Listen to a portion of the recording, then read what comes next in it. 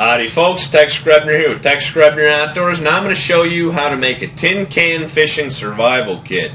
So what you're going to need is some bobbers, some sinkers.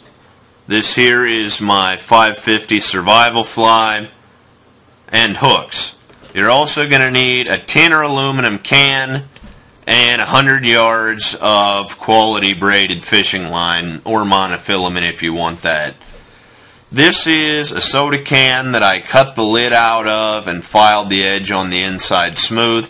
Works better with a coffee can, one of the small ones, so that you have a lid so that you can put your supplies in it so you don't lose them.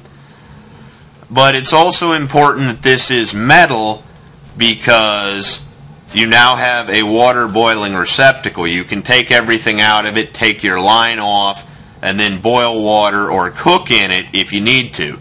Because of that, it's important that when you punch the hole in here to tie your line off, that you punch it in the end of the can that is already open so that your water won't leak out. So what I did was I punched the hole up here, and then I took my line off of my spool, wrapped it around. So now what we're going to do is just basically continue to assemble this. Firstly, we're going to put the bobber on.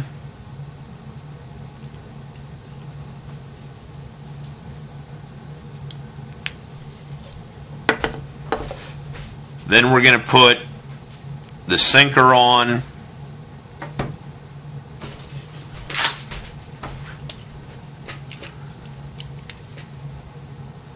Also helps to have a needle nose pliers or a multi-tool to do this with.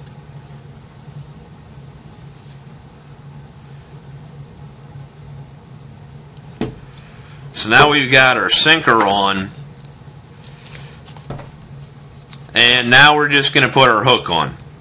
Kind of self-explanatory, but I think that it would be handy to not only have a survival lure that you would only use with the sinker, but also bait hooks as well.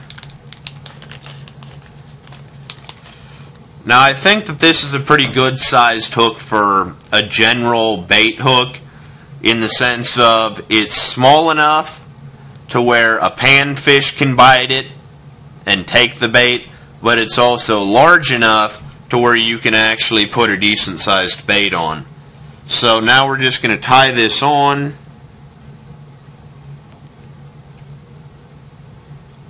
Just going to do a fisherman's knot here.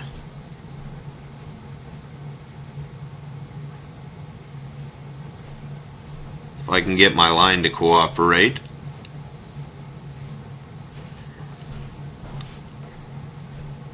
There we go.